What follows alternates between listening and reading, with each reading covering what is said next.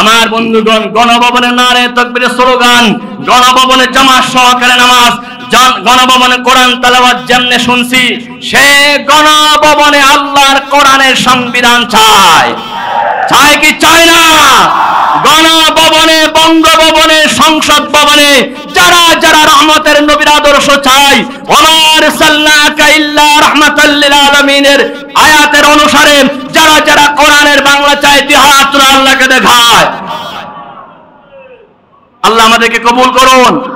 আমাদের সংসদ ভবনকে কোরআন দিয়ে সাজিয়ে দিন, নবীর আদর্শ দিয়ে সাজিয়ে দিন, বলুন আমিন। আল্লাহ প্রত্যেক বছর আমার নামের ঠিকানা একটা একটা পরিবর্তন হয়। পরিচালক মহোদয় জিয়াউল করিম সাহেব বলে, আপনি এত লড়েন কেন? আমি বলছি, ভাই জালেমের জ্বালায় কোথাও থাকতে পারি না। হক কথা বলতে গিয়ে বারবার মসজিদ ত্যাগ করতে হয়েছে। গত 23 আগস্ট 14 আগস্ট 2023 সালে বিশ্ব শ্রেষ্ঠ মুফাসসির আল্লামা সাঈদীকে যখন পরিকল্পিতভাবে খুন করা হয়েছে, সকল উলামায়ে কেরামদের চোখ দিয়ে পানি বের হয়েছে, কলিজা ভরা দোয়া হয়েছে। আমরা মসজিদে চিৎকার করে করে দোয়া করেছি। মসজিদ কমিটির মুতাওয়াল্লির ছেলে আমাকে বলতেছে, আপনি যেহেতু বাংলাদেশের সবচাইতে বড় সন্ত্রাসী সাঈদীর জন্য দোয়া করেছেন, আপনি এই মসজিদে থাকতে পারবেন না। আমি বলছি, মসজিদ ছাড়তে পারি, হক কথা ছাড়তে পারি না, ঠিক কিনা? সেজন্য মসজিদ চেঞ্জ করতে হয়েছে, চাকরি চেঞ্জ করতে হয়েছে। শেষ পর্যন্ত আমাকে গাড়ি করে নিয়ে একেবারে হালি শহরে একটা সাগরের পারে ফেলে দিয়েছে। মারতে মারতে আমি মারা গেছি, ডেড বডি মনে করে ফেলে দিয়েছে। আমরা কত জুলুমের শিকার ছিলাম। শুধু রহমতের নবীর রহমত না থাকার কারণে প্রত্যেকটা সেক্টরে জুলুম ছিল কিনা, বলে ছিল কিনা? বাংলাদেশে আমরা জানিয়ে দিতে চাই, আর কোন সেক্টরে জুলুম করা চলবে না। আমরা রক্ত দিয়ে জালেম বিদায় করেছি, এখন জমিনে রহমত কায়েম করতে চাই। রহমত কায়েম করতে চাইলে নবীর আদর্শ ছাড়া কোনো বিকল্প পথ নাই। রহমত কায়েম করতে চাইলে কোরআন ছাড়া কোনো বিকল্প পথ নাই। এই জমিনে শান্তি চান কি চান না? মারামারি বন্ধ হোক চান কি চান না? খুনাখুনি বন্ধ হোক চান কি চান না? চাঁদাবাজি বন্ধ হোক চান কি চান না? ব্যবসায়ীরা সিন্ডিকেট করে ব্যবসার দাম বাড়ায় দেবে, জিনিসপত্রের দাম বাংলাদেশের মুসলমান আর সহ্য করতে পারে না, ঠিক কিনা? একটু আগে মাগরিবের নামাজ পড়েছি, কত শান্তি। আমার মনে হয় লোহাগাড়া, সাতকানিয়া, চট্টগ্রামে এত বড় মসজিদ খুব কম আছে। বিশাল মসজিদ, ডানে দেখলে মনে হয় হাজার হাজার, বামে দেখলে মনে হয় হাজার হাজার। কি সুন্দর মসজিদ। এই মসজিদ নির্মাণ করতে গিয়ে কত কোটি টাকা খরচ হয়েছে। এখন অনেক কাজ চলতেছে, আমরা সবাই সহযোগিতা করব ইনশাআল্লাহ। মসজিদে নিরাপত্তা আছে কি নাই? বাংলাদেশে রহমতের বিপরীতে এমন জুলুম ছিল, প্রায় মসজিদের ইমামরা পর্যন্ত জালেম ছিল। কিরকম জুলুম মসজিদে চললে ওই বৈষম্য বিরোধী ছাত্র আন্দোলনের পরে মসজিদের খতিব পালিয়ে যেতে হয়, ঠিক কিনা? কিন্তু কত জুমাবারে দেখি শট করে এসে ঢুকে গেছে। কি করে? শট করে ঢুকে গেছে বাইতুল মুকাররমে। জোরে বলুন নাউজুবিল্লাহ। আফা বলে শট করে ঢুকবে, এখন দেখি খতিবও শট করে ঢুকে। কিন্তু বাংলাদেশের মানুষ সব সময় সজাগ। রক্ত দিয়ে বাংলাদেশের মানুষের স্বাধীনতাকে অর্জন করেছি। শট করে আর কোন জালেমকে ঢুকতে দেওয়া হবে না, হবে না, হবে না, ঠিক কিনা? কোন জালেম যদি শট করে ঢুকতে চায়, আপনারা কি বসে থাকবেন? ওই জালেমের বিরুদ্ধে জিহাদ করার জন্য কারা কারা রাজি আছেন? জিহাদ আল্লাহকে দেখায়।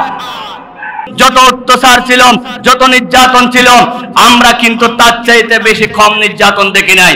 সেই যুগে মানুষের কাছে শিরকের জন্য মানুষ মূর্তি পূজা করত, বুকের নিচে মূর্তি রাখতো, হাতে মূর্তি রাখতো। আর বর্তমান যুগে আমরা কিছুদিন আগে দেখতেছি বছরে 700 কোটি টাকার মূর্তি নির্মাণ করেছে। যখন আমার দেশে পাহাড়ে একজন মা 12,000 টাকার বিনিময়ে শিশু বিক্রি করতেছে, তখন নিজের আব্বার নামে কোটি টাকা মূর্তি করে, মূর্তি নির্মাণ করে বাংলাদেশের হাজার হাজার কোটি টাকা লুপাট করেছে, ঠিক কিনা? সেই যুগে ছিল মদ, আর বর্তমান যুগে সেই মদকে ইয়াবা, বাবা, ট্যাবলেট, ফেন্সিডিল, ক্যাপসুল কত নাম দিয়েছে। তাহলে সেই জাহেলি যুগ থেকে বর্তমান জালেমের 16 বছর জাহেলি যুগ আরো বেশি মারাত্মক ছিল, ঠিক কিনা বলেন? এই সমস্ত গাঁজাখোররা সংসদ ভবনে নাচ দিয়ে, ড্যান্স দিয়েছে, গান দিয়েছে, সংসদ ভবনকে পর্যন্ত নাপাক করে ফেলেছে, ঠিক কিনা? আমার বৈষম্য বিরোধী ছাত্র আন্দোলন সেখানে নারে তাকবীরের স্লোগান দিয়ে ওই জালেমের নাপাকি থেকে মুক্ত করলো। সুবহানাল্লাহ। রাতের অন্ধকারে তাদেরকে বোমা মেরে শেষ করে দেওয়া হয়েছিল।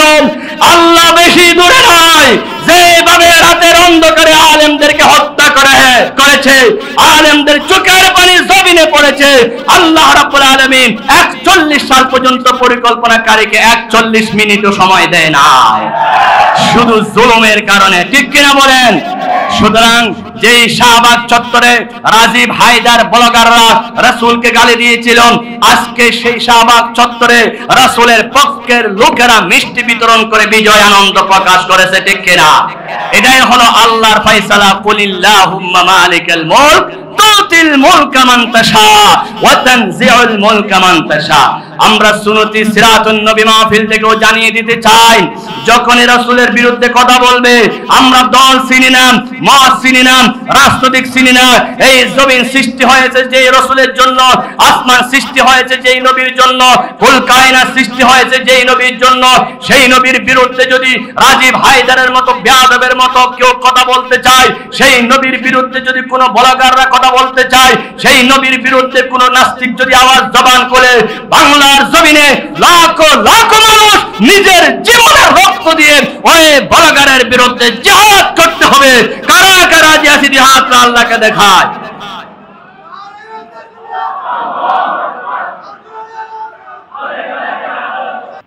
ونعوذ بالله من شرور أنفسنا ومن سيئات أعمالنا من يهد الله فلا مضل له ومن يضلله فلا هادي له ونشهد أن لا إله إلا الله وحده لا شريك له ونشهد أن سيدنا ونبينا ومولانا محمدا عبده ورسوله الذي أرسله بالحق بشيرا ونذيرا وداعيا إلى الله بإذنه وسراجا منيرا. فقد قال الله تعالى في كلامه المجيد وفرقانه الحميد. أعوذ بالله من الشيطان الرجيم. بسم الله الرحمن الرحيم. إن الله وملائكته يصلون على النبي يا أيها الذين آمنوا صلوا عليه وسلموا تسليما. اللهم صل على سيدنا مولانا محمد وعلى آل سيدنا مولانا محمد. اللهم صل على سيدنا مولانا محمد وعلى آل سيدنا সাইদ ভাইয়ের মা, মুগ্ধ ভাইয়ের মা, রায়হান ভাইয়ের মা, ফয়সাল ভাইয়ের মা, সাইদ ভাইয়ের মা, মুগ্ধ ভাইয়ের মা, রায়হান ভাইয়ের মা, ফয়সাল ভাইয়ের মা।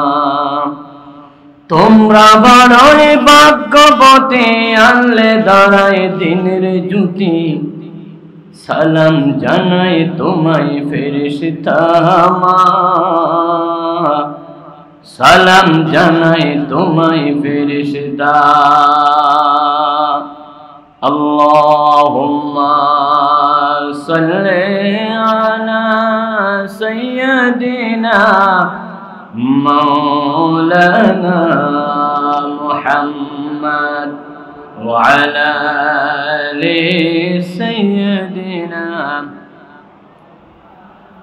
بلغ العلا بكماله كشف الدجى بجماله حسنت جميع خصاله صلوا عليه وآله بلغ العلا بكماله كشف الدجى بجماله حسنت جميع خصاله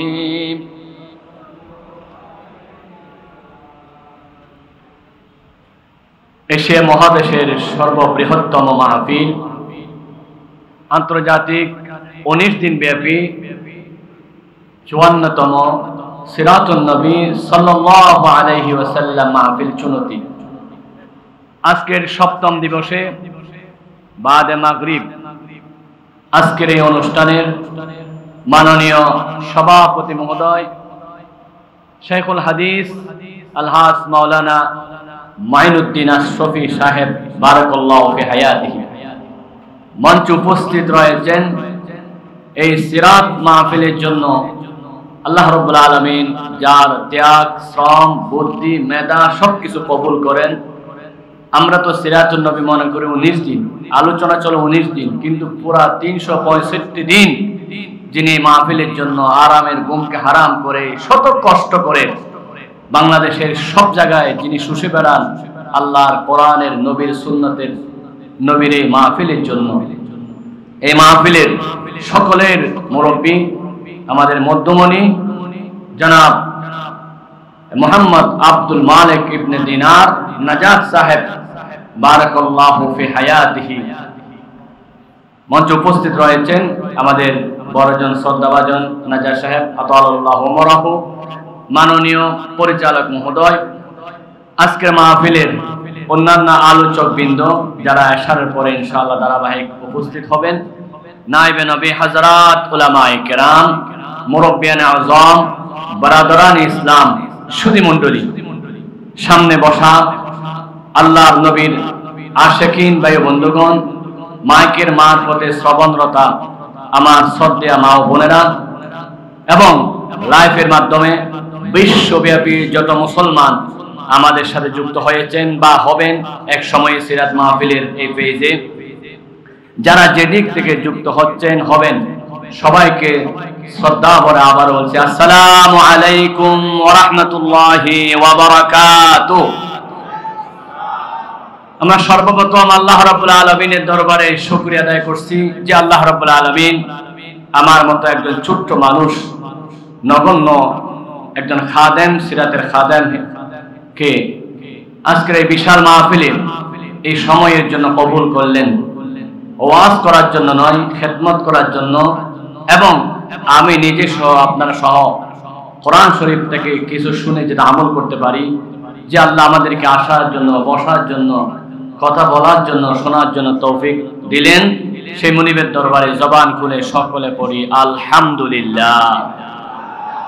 আল্লাহর দরবারে শুকরিয়া আদায় করার পরে অসংখ্য দরুদ ও সালাম নিবেদন করছি যার শানে এই সিরাত, যার শানে 19 দিন ব্যাপী এই জমজমাট আয়োজন, যার শানে বিশ্বের সবকিছু সৃষ্টি হয়েছে, সে আকায়ে নামদার, মদিনার তাজদার, উভয় জাহানের কর্ণধার, আম গুনাহগারোं की শাফাআতগার, রাহমাতুল আলামিন নবী মুহাম্মদ রাসূলুল্লাহ, সবাই বলি সাল্লাল্লাহু আলাইহি ওয়াসাল্লামের প্রতি।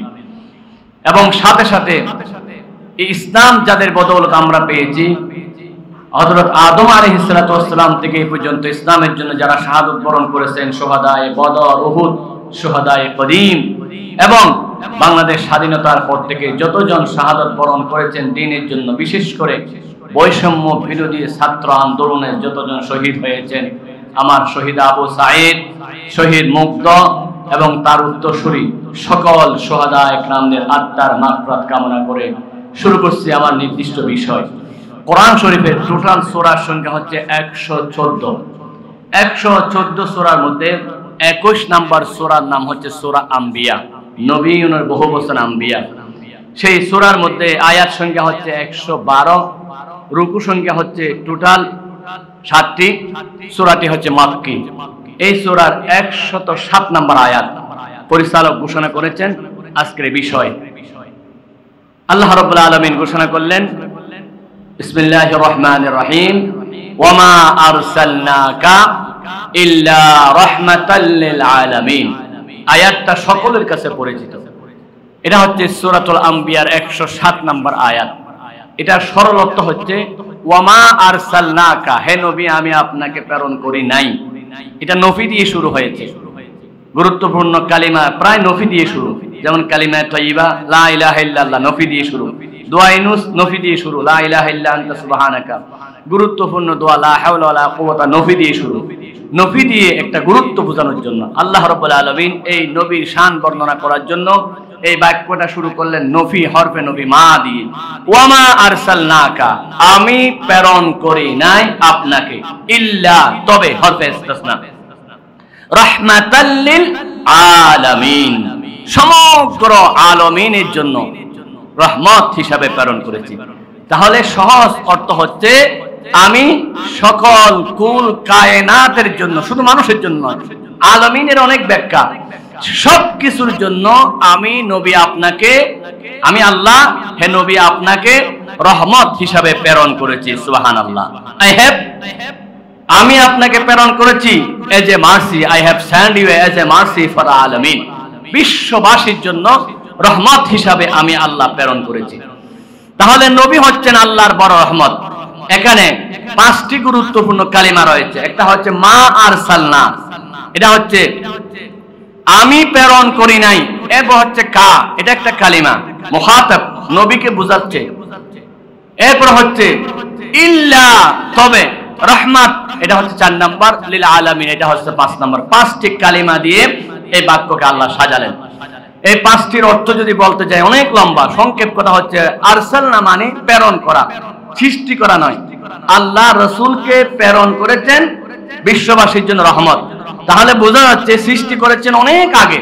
রাসূল বলেছেন কুনতু নাবিয়্যান ওয়া আদামু বাইনাল মাই ওয়াত তিন, আমি এমন সময় নবী হয়েছি যখন আদম মাটি এবং পানিতে ছিল। তাহলে ইরসাল আর ইবাস আর খলক অনেক পার্থক্য। রাসূলকে আল্লাহ সৃষ্টি করেছেন তা বলে নাই। আমরা অনেকে বলি রাসূল 570 খ্রিস্টাব্দে সৃষ্টি হয়েছে, না, রাসূলের সৃষ্টি দুনিয়া সৃষ্টি হওয়ার অনেক আগে। এটা হচ্ছে প্রেরণ করা হয়েছে আল্লাহ রাসূলকে বিশ্ববাসীর জন্য রহমত হিসাবে। লিল আলামিন, আলামিনের তাফসীর করতে গিয়ে উলামা ইকরাম বলেছেন আলামিন কাকে বলা হয়। তাফসীরে কুরতুবী, তাফসীরে রুহুল মাআনি বলেন আলামিন হচ্ছে মা সিওয়াল্লাহ, আল্লাহ ছাড়া যত কিছু আছে সবকিছুকে আলামিন বলা হয়। এটা আকাশ বলেন, চন্দ্র বলেন, গ্রহ তারা বলেন, সাগর বলেন, সবকিছু আলামিনের অন্তর্ভুক্ত। তার অর্থ হচ্ছে আমাদের রাসূল শুধুমাত্র মানব জাতির নবী নয়, আমাদের নবী শুধুমাত্র দুনিয়ার নবী নয়, তিনি সকল আলামিনের নবী। আল্লাহ যত জায়গার জন্য রব, আলহামদুলিল্লাহি রাব্বিল আলামিন, আল্লাহ যত জায়গার জন্য রব, কোরআন যত জায়গার জন্য জিকির উপদেশ, ইন হুয়া ইল্লা যিকরুন লিল আলামিন, নবীও তত জায়গার জন্য রহমত, ওয়ামা আরসালনাকা ইল্লা রাহমাতাল লিল আলামিন। আল্লাহ রাব্বুল আলামিন এখানে লিল আলামিন বলেছেন লাম দিয়ে। লামের 22টি অর্থ রয়েছে, একটা দুইটা না 22টি। একটা অর্থ হচ্ছে আল্লামু লিতামলিক, মিলকিয়ত বোঝানোর জন্য। আর অন্যান্য নবীরা হচ্ছেন বিল আলামিন, বায়ের 12টা অর্থ।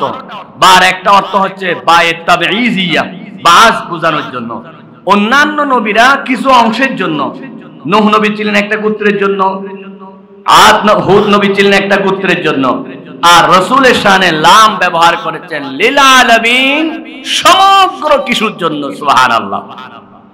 আল্লাহ রাব্বুল আলামিন যখন অন্যান্য নবীদের কথা বলেছেন তখন বলেছেন কওমের কথা, ওয়ালাকাদ আরসালনা নূহান ইলা কওমিহি ফাকালা ইয়া قوم اعبدوا الله وإلى عاد أخاهم هودا قال يا قوم اعبدوا الله وإلى ثمود أخاهم صالحا قال يا قوم اعبدوا الله এভাবে অসংখ্য আয়াত রয়েছে। নূহ নবীর নাম ধরে বললেন, নূহ নবী তার জাতিকে দ্বীনের উপদেশ দিলেন। হুদ নবী তার জাতিকে দ্বীনের উপদেশ দিলেন। সামুদ নবী সামুদ জাতিকে সালেহ নবী দ্বীনের উপদেশ দিলেন। সকল নবীরা ছিল এলাকা ভিত্তিক, অঞ্চল ভিত্তিক, জাতি ভিত্তিক। আর আল্লাহর নবী শান আল্লাহ বলেন, কুল ইয়া আইয়ুহান নাসু ইন্নী রাসূলুল্লাহি ইলাইকুম জামিআ। হে রাসূল, আমি আপনাকে প্রেরণ করেছি সকলের জন্য। সুবহানাল্লাহ। আল্লাহ রাব্বুল আলামিনের নবী, মানুষের নবী, জিনের নবী, ফেরেশতাদের নবী, আসমানের নবী, সূর্যের নবী, চন্দ্রের নবী, কুল কায়নাতের নবী। রাসূলুল্লাহ সব কিছুর জন্য নবী ছিলেন। বলে চাঁদ নবীর কথা শুনতো। আমার নবী জমিনে দাঁড়িয়ে আছেন, আঙ্গুল ইশারা করেছেন, চাঁদ দুই টুকরা হয়ে গেল। সুবহানাল্লাহ। আমার নবী সূর্যের নবী ছিলেন, সেজন্য রাসূলুল্লাহ একদিন আসরের নামাজ না পড়ে ঘুমিয়ে আছেন, সূর্য ডুবে গেল, আসর কাজা হয়ে গেল। হযরত আলী নবীকে ডাকলেন, নবী বলেন, আসর তো আমি পড়ি নাই, সূর্য তো ডুবে গেল। আল্লাহর নবী সূর্যের নবী ছিলেন, ইশারা করলেন সূর্যকে, ওই ডুবন্ত সূর্য আবার উঠে গেলেন। যে জায়গায় আসরের সময়, সেই জায়গায় সূর্য দাঁড়িয়ে রইলেন। দয়াল নবী, রহমতের নবী আসরের নামাজ পড়েছেন, আবার সূর্যটা ডুবে গেল। নবী যেহেতু সূর্যের নবী, সূর্য আমার নবীর কথা শুনে সুবহানাল্লাহ।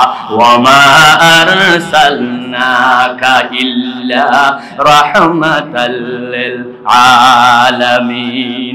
আমার নবী গাছের নবী। রাসূলুল্লাহ যখন রাস্তা দিয়ে যেতেন, গাছেরা নবীকে সালাম দিত। আমার নবী পাথরের নবী। আল্লাহর নবী যখন রাস্তা দিয়ে হাঁটতেন, পাথররা পর্যন্ত রাসূলকে সালাম দিত। প্রাণীর নবী, প্রাণীদের বাসা রাসূল বুঝতেন। একটা উটকে বেঁধে রেখেছে জবাই করার জন্য মালিক। সেই মালিক যখন উটকে খাবার দিচ্ছে না, রাসূলুল্লাহ উটের চোখের পানি বুঝতে পারলেন, উটের বাসা বুঝে মালিককে বললেন, তাড়াতাড়ি খাবারের ব্যবস্থা করো। সাত রাসূলকে সালাম দিলেন। আল্লাহ নবী প্রত্যেকটা জগতের রব, রহমত, সেজন্য সকলে রাসূলকে সম্মান করত।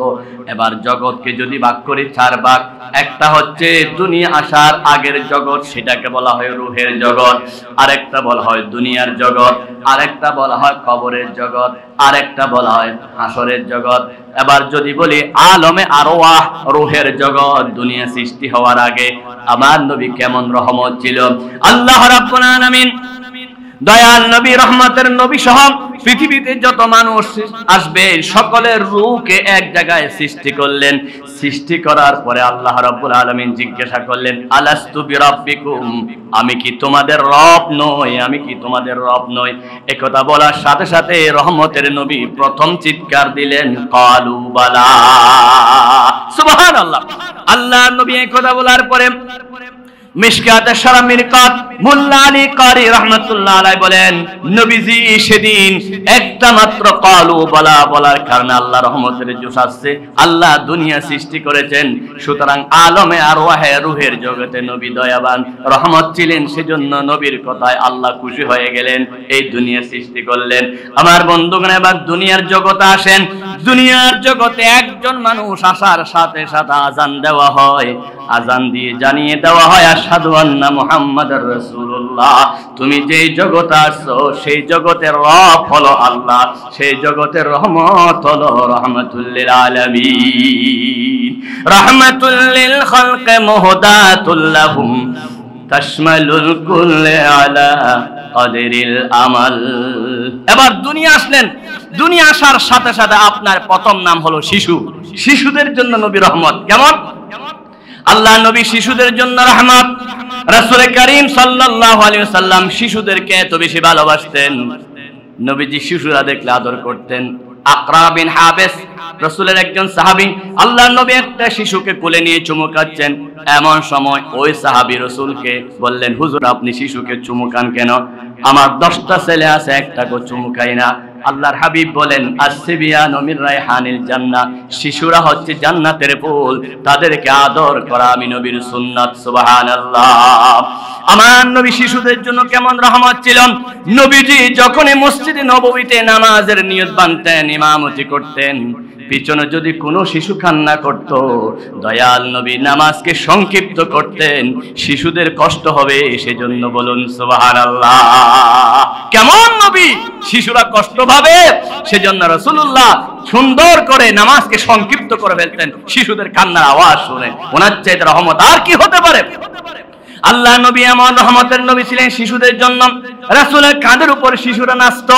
হযরত হাসান এবং হুসাইন রাদিয়াল্লাহু তাআলা আনহু রাসূলের কাঁধের উপর নাচতেন, রাসূলের কোলের মধ্যে পেশাব করে দিতেন। আমার নবী সিজদায় এমন সময় শিশু হুসাইন রাসূলের মাথার উপর। আল্লাহ রাব্বুল আলামিন শিশুদেরকে এত বেশি, রাসূলুল্লাহ শিশুদেরকে এত বেশি আদর করতেন, ওই শিশু সিজদা, নবীজি সিজদা থাকা অবস্থায় শিশুর কষ্ট হবে সেজন্য মাথা থেকে তোলা তো দূরের কথা, রাসূল সিজদা থেকে মাথা সহজে তুলতেন না। শিশু খেলতে খেলতে দীর্ঘক্ষণ খেলার পর খেলা শেষ হয়ে গেলে, শিশু নেমে গেলে আমার নবী সিজদা থেকে মাথা তুলতেন। সুবহানাল্লাহ। কেমন রহমতের নবী। ওই নবী ও রহমত লকব পানে ওয়ালা, মুরাদে গরিবো কে বরলানে ওয়ালা। নবীজি শুধু শিশুদের জন্য রহমত নয়, নবীজি নারীদের জন্য রহমত। কেমন রহমত। নবীজি যে যুগে আসছিল সেই যুগে নারী হয়ে জন্ম নেওয়াটা অপরাধ ছিল। আল্লাহ রাব্বুল আলামিন বলেন ওয়া ইযা বুশিরা আহাদুহুম বিল উনসা যাল্লা ওয়াজহুহু মুসওয়াদ্দান ওয়া হুয়া কাযীম।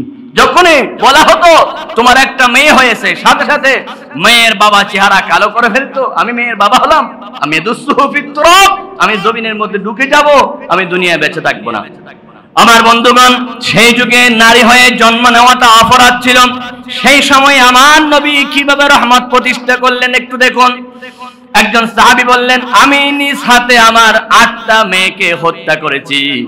পৃথিবীর ইতিহাসে যত খুনি দেখেন, যত জালেম দেখেন, যত সন্ত্রাসী দেখেন, বুশ সন্ত্রাসী, নরেন্দ্র মোদী সন্ত্রাসী, বাংলাদেশে এরশাদ শিকদার বড় সন্ত্রাসী, অনেক মানুষকে খুন করেছে, কিন্তু কোন সন্ত্রাসী নিজের সন্তানকে হত্যা করে এমন প্রমাণ দিতে পারবেন না। কোন সন্ত্রাসী নিজের মেয়েকে খুন করে না, কোন সন্ত্রাসী নিজের ছেলেকে খুন করে না, অন্যজনের মানুষকে খুন করে। প্রয়োজনে আমার দল না করলে অন্য দল করলে খুন করব, আয়না করে ঢুকাইয়া দেব, ঠিক কিনা? আমার দল করে না কেন? সে যেহেতু ইসলামের দল করে, কোরআনের দল করে, তাকে দুনিয়ায় রাখবো না, আয়না করে 10 বছর পর্যন্ত বন্দী করে রাখবো। এরকম নির্যাতনের ইতিহাস সৃষ্টি করে কিন্তু নিজের ছেলেকে নিরাপত্তা দেওয়ার জন্য বিদেশ পাঠাইয়া দেয়, ঠিক কিনা? ছেলের নিরাপত্তা চায়, নিজের মেয়ের নিরাপত্তা চায়, সন্তানের নিরাপত্তা চায় পৃথিবীর সব সন্ত্রাসীরা, ঠিক কিনা? কিন্তু জাহেলি যুগের মানুষরা এত খারাপ ছিল, নিজের সন্তানকে নিজে হত্যা করত। কত বড় খারাপ ছিল দেখেন। নিজের সন্তান, নিজের মেয়ে দেহিয়াতুল কলবি সম্ভবত, উনি বলতেছেন আমি বাহিরে ছিলাম, আমার স্ত্রী আমাকে খবর দিলে একটা সন্তান হবে। আমি আমার স্ত্রীকে বললাম সন্তানটা যদি ছেলে হয় রেখে দিবা, মেয়ে হলে খুন করে দিবা, কারণ মেয়ের বাবা আমি হতে চাই না। আমার বন্ধুগণ, আল্লাহ রাব্বুল আলামিন বলেন ওয়াইযাল মাউউদাতু সুইলাত বিআইয়ি যামবিন কুতিলাত। কিয়ামতের দিন প্রশ্ন করা হবে, খুন করা হলো। ওই সাহাবী বলেন আমি যখন বাহির থেকে ঘরে আসলাম, আমার ঘরে একটা ফুটফুটে মেয়ে দেখলাম, আমি আর সহ্য করতে পারলাম না, মেয়েটাকে হত্যা করতে চাইলাম। মেয়েটাকে যখন হত্যা করতে চাইলাম, আমার স্ত্রী বলতেছে এটা তোমার মেয়ে নয়, আমি একটা পালক মেয়ে পালতেছি। এই কথা বলার পরে আমি আর মেয়েকে হত্যা করলাম না। নিজের মেয়ে হলে খুন করবে, কারণ ওনার সাথে সম্পর্ক হবে, বিয়ে হবে, জামাই শ্বশুর হবে, সহ্য করতে পারবে না। মেয়েটাকে বিবাহ দিতে হবে, বৈরাত খাওয়াইতে হবে, যৌতুক দিতে হবে, সহ্য করা যাবে না। কিন্তু পালক মেয়ে হলে অসুবিধা নাই। পালক মেয়ে হিসাবে এই মেয়েটা আদর করতে লাগলেন। এত বেশি আদর হয়ে গেল, বাবা মেয়ে সারা বাঁচে না, মেয়ে বাবা সারা বাঁচে না। যারা মেয়ের পিতা তারা জানেন মেয়ে কত আদরের নিয়ামত। বাবা যখন বাহির থেকে আসে মেয়ে খানা রেডি করে রাখে, পানি রেডি করে, সব খাবার রেডি করে রাখে। কোনদিন বাবা এবং মায়ের মধ্যে যদি আমেরিকা রাশিয়া যুদ্ধ হয়, মেয়ে কিন্তু বাবার পক্ষ নিয়ে বাবা মাকে ধরে থাকে, আমার আব্বার সাথে ঝগড়া করা যাবে না, কারণ আমার আব্বা হলো আবার কলিজা টুকরা নয়নমণি। পত্রিকায় একটা রিপোর্ট পেয়েছি, জানাজার লাশ সামনে হাজির। এমন সময় ইমাম সাহেব বলল, এই জানাজার লাশ থেকে কেউ টাকা পাবেন কিনা? টাকা পেলে আমি জানাজা পড়াবো না। পিছন থেকে একজনে বলল, আমি 50,000 টাকা পাবো। ইমাম সাহেব বললেন, ওনার বড় ছেলে, তুমি দায়িত্ব নাও। বড় ছেলে বলে, আমি ব্যবসায়ী, এই ঝামেলা আমি নিতে পারবো না। মেজো ছেলে বললে, আমি ডাক্তার, ওই টাকা দিতে পারবো না, আমার সময় নাই। ছোট ছেলে বলে, আমি ব্যারিস্টার, সময় নাই। ইমাম বলে, আমি জানাজা পড়াবো না। পাওনাদার বললে, জানাজা পড়াইতে দেব না। হাদিস সাক্ষী, রাসূল বলেন, জানাজার মাঠে পাওনাদারের পাওনা আদায় করতে হবে, কারণ কবরে সবচাইতে বড় প্রশ্ন হবে ওই প্রসঙ্গ নিয়ে, মানুষের হক নিয়ে। আমার বন্ধুগণ, ইমাম সাহেব নামাজ পড়াচ্ছেন না, ভিতর থেকে মেয়ে ডাক দিয়ে বলেন, আমার গলার হার, কানের দুল, নাকের ফুল, স্বর্ণের যা কিছু আছে সব আমার বাবার জন্য বিক্রি করব, তারপরও জানাজার মাঠে আমার বাবাকে কষ্ট দিব না। সুবহানাল্লাহ। এটা হলো মেয়েদের অভ্যাস, মেয়েরা বাবাকে বেশি ভালোবাসেন। সীমাহীন ভালোবাসা হয়ে গেল মেয়ে এবং বাবার মধ্যখার ভালোবাসার এক পর্যায়ে মা বললেন, তুমি যাকে বেশি ভালোবাসতেছো এটা তোমার মেয়ে, আমি মিথ্যা কথা বলছিলাম। এখন যেহেতু ভালোবাসার চরম পর্যায়ে পৌঁছে গেলে এখন আর হত্যা করবে না। কিন্তু কি জানোয়ার, কি নিকৃষ্ট হায়াওয়ান আর সহ্য করতে পারে না। যখন শুনলেন আমার মেয়ে, সাথে সাথে বললেন, মেয়েকে সাজিয়ে দাও। মেয়েকে সাজিয়ে দেওয়া হলো, পাহাড়ের কিনারে নিয়ে গেলেন। নিয়ে যাওয়ার পরে পাহাড়ের পাশে মেয়েকে বসায়া গর্ত খনন করতে লাগলেন। গর্ত যত খনন করেন শরীর থেকে গাম ঝরে আর ময়লা বাজে। মেয়ে আদর করে করে গামগুলো মুছে দেয় আর বলে, আব্বু তোমার কষ্ট হয়, এই কষ্ট আমার সহ্য হয় না। অথচ মেয়ে জানে না তার জন্য সে কষ্ট করা হচ্ছে। আমার বন্ধুগণ, গর্ত যখন এক সিনা পরিমাণ করলেন, করার পরে মেয়েকে হাত মারলেন, পা মারলেন, ওই মেয়েটাকে গর্তের ভিতরে ঢুকায়া উপরের থেকে এত জোরে পাথর মারতেছেন মেয়ের সিনা বরাবর। মেয়ে মারা যাবে এমন সময় চিৎকার করে বলে, আব্বু আমি তো মা থেকে বিদায় নিয়ে আসি নাই, তুমি আমার জীবনটা ভিক্ষা দাও। মেয়ে হয়ে জন্ম নিয়েছে অপরাধ, আমাকে খুন করতেছো, আমাকে খুন করিও না। আমি ভিন্ন দেশে গিয়ে ভিক্ষা করে খাবো, তারপর আমার জীবনটা ভিক্ষা দাও। আমার বন্ধুগণ, নিষ্ঠুর পাষাণ ওই জাহেলি যুগের ওই মানুষের হৃদয়ে দয়া হলো না। তিনি আরেকটা পাথর মেরে মেয়ের সিনা ফেড়ে দিলেন, ফিনকি মেরে রক্ত বের হয়ে গেলেন। বাবার চেহারা রক্তে লালের লাল হয়ে গেল। কথাটা দয়াল নবীর সামনে বলতেছেন। রহমতের নবী চোখের পানি রাখতে পারলেন না, অঝর নয়নে কাঁদতে লাগলেন। মানুষ হয়ে কিভাবে নিজের মেয়েকে খুন করেছেন। আল্লাহ রাব্বুল আলামিন বলেন, ওয়াইদাল মাউউদাতু সুইলাত বিআইই যামবিন কুতিলাত। কিয়ামতের দিন প্রশ্ন করা হবে কোন অপরাধে তাদেরকে হত্যা করা হয়েছে।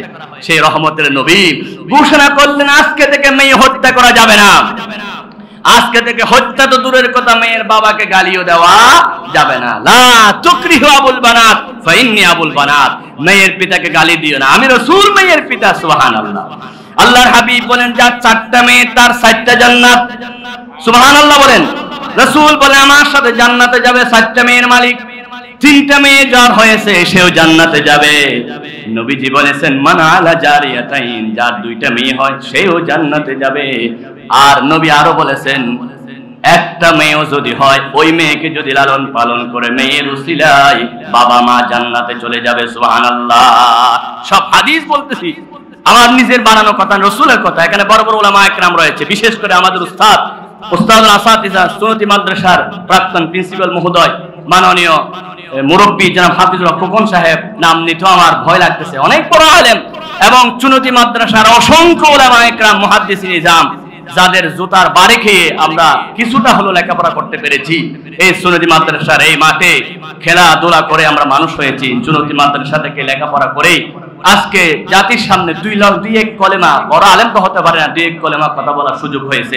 আমাদের উস্তাদরা অনেক বড় মুহাক্কিক আলেম এবং মুত্তাকি আলেম, আলহামদুলিল্লাহ। এখানে স্টেজের মধ্যে অনেক উলামা একরাম বসে আছে। সময়ের অভাবে আমি সকলের নাম নিতে পারতেছি না, দুঃখিত। বলতে চাচ্ছি, আল্লাহ নবী মেয়েদের জন্য রহমত, রাসূল সেদিন যদি মেয়ে হত্যা বন্ধ না করতে, পৃথিবীর ইতিহাসে আমরা মা পেতাম না, বোন পেতাম না, আমরা মেয়ে পেতাম না। মেয়েরা আমাদের দেশে বড় বড় চেয়ারে বসতে পারতো না, ঠিক কিনা? আমার বন্ধুগণ, রাসূল করিম সাল্লাল্লাহু আলাইহি ওয়াসাল্লাম নারী হত্যা বন্ধ করে দিলেন।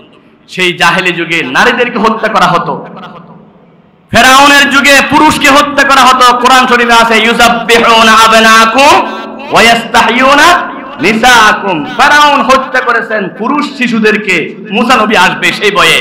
আর জাহেলরা হত্যা করেছে নারীদেরকে, নারী হয়ে অপমান হবে সেজন্য। কিন্তু আমরা দেখেছি ফেরাউনের ইতিহাস হার মানিয়েছেন, নমরুদের ইতিহাস হার মানিয়েছে, সাদ্দাদের ইতিহাস হার মানিয়েছে। পৃথিবীতে যত জালেম আছেন সমস্ত জালেমকে হার মানিয়েছে 16 বছরের এই জালেম। এই জালেম নারীও হত্যা করেছে, এই জালেম পুরুষও হত্যা করেছে, এই জালেম আলেমও হত্যা করেছে, এই জালেম শিশুও হত্যা করেছে, এই জালেম তাহাজ্জুদ গুজার বান্দাদেরকে হত্যা করেছে, এই জালেম বিডিআর হত্যা করেছে, এই জালেম শেয়ার বাজার হত্যা করেছে। এমন একটা সেক্টর নাই যে সেক্টরে জুলুমের 12টা বাজায় দেয় নাই, ঠিক কিনা? আল্লাহর কসম করে বলি, যদি নবী আসার দরজা বন্ধ না হতো, রহমতের নবী আসছিলেন সমস্ত জাতির জন্য রহমত নিয়ে, যদি বন্ধ না হতো তাহলে এখনো এই জালেমের বিরুদ্ধে কাজ করার জন্য আরেকটা নবী দরকার ছিল, ঠিক কিনা? কিন্তু আমাদের নবী এত পাওয়ারফুল নবী, এত সুপ্রিম পাওয়ারফুল নবী, কিয়ামত পর্যন্ত আমাদের নবীর উপরে কোনো নবী নাই এবং ওনার পাওয়ার এত বেশি, কিয়ামত পর্যন্ত ওনার ক্ষমতা থাকবে। সুবহানাল্লাহ, কিয়ামতের দিন ওনার ক্ষমতা থাকবে। সুতরাং আমরা জানিয়ে দিতে চাই, রহমত হলো শান্তি, রহমত হলো নিরাপত্তা, রহমতের বিপরীত হচ্ছে জুলুম। এই জুলুম দূর করার জন্য রহমতের নবী আসছিলেন। কিসের জুলুম? সেই যুগে ছিল নারী হত্যার জুলুম, সেই যুগে ছিল মদের জুলুম, সেই যুগে ছিল আমার বন্ধুগণ জেনার জুলুম, খুনের জুলুম। সমস্ত জুলুমকে দূর করার জন্য আল্লাহ রাব্বুল আলামিন রহমতের নবী দিয়েছিলেন। সেই যুগে যত জুলুম ছিল, যত অত্যাচার ছিল, যত নির্যাতন ছিল, আমরা কিন্তু তার চাইতে বেশি কম নির্যাতন দেখি নাই। সেই যুগে মানুষের কাছে শিরকের জন্য মানুষ মূর্তি পূজা করত, বুকের নিচে মূর্তি রাখতো, হাতে মূর্তি রাখতো। আর বর্তমান যুগে আমরা কিছুদিন আগে দেখতেছি বছরে 700 কোটি টাকার মূর্তি নির্মাণ করেছে। যখন আমার দেশে পাহাড়ে একজন মা 12,000 টাকার বিনিময়ে শিশু বিক্রি করতেছে, তখন নিজের আব্বার নামে কোটি টাকা মূর্তি নির্মাণ করে বাংলাদেশের হাজার হাজার কোটি টাকা লুপাট করেছে, ঠিক কিনা? সেই যুগে ছিল মদ, আর বর্তমান যুগে সেই মদকে ইয়াবা, বাবা, ট্যাবলেট, ফেন্সিডিল, ক্যাপসুল কত নাম দিয়েছে। তাহলে সেই জাহেলি যুগ থেকে বর্তমান জালেমের 16 বছর জাহেলি যুগ আরো বেশি মারাত্মক ছিল, ঠিক কিনা বলেন? সেই জাহেলি যুগে ছিল সুদ, কিন্তু বর্তমান জাহেলি যুগে জালেমের যুগে সেই সুদ যে কত বেশি হয়েছে, সুদ নিতে হয় না, কোটি কোটি টাকা ব্যাংক লুপাট থেকে শুরু করে শেয়ার বাজার লুপাট থেকে শুরু করে সবকিছু লুপাট করে ওরা দেশকে খালি পরিণত করে ফেলেছে, ঠিক কিনা বলুন?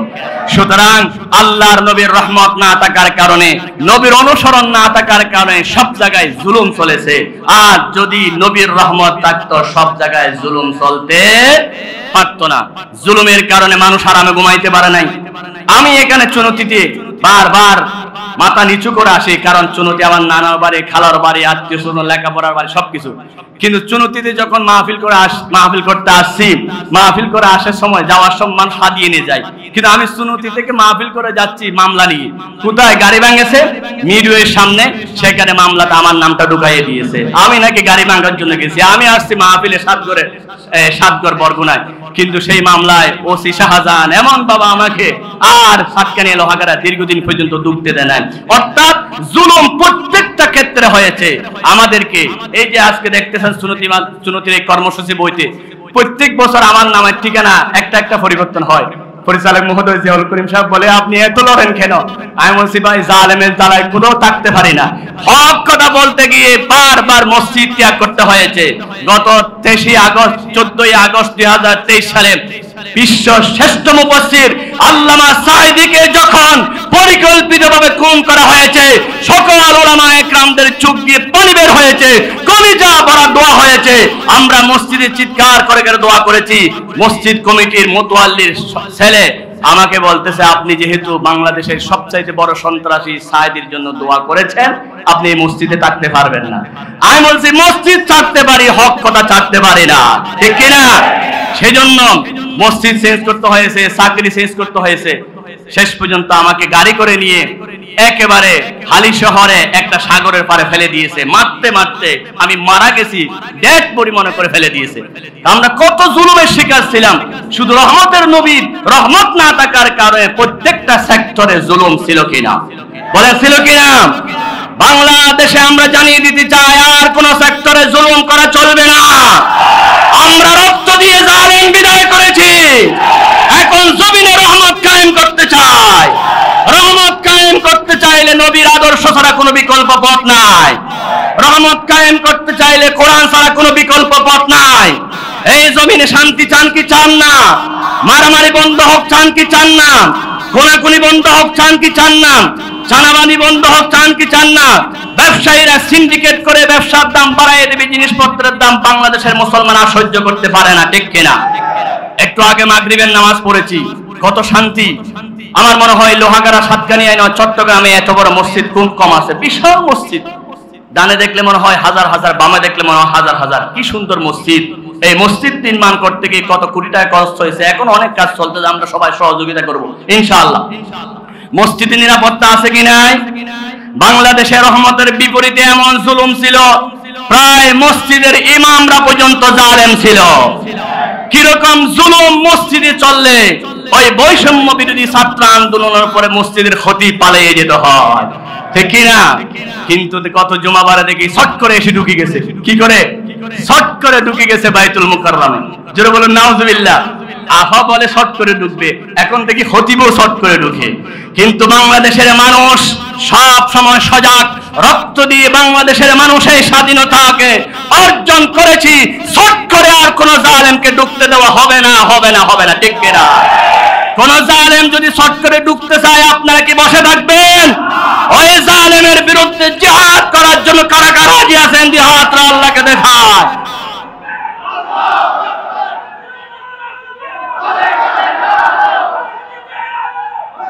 আল্লাহ রাব্বুল আলামিন বলেন, ওয়া মা আরসালনাকা ইল্লা রাহমাতাল লিল আলামিন।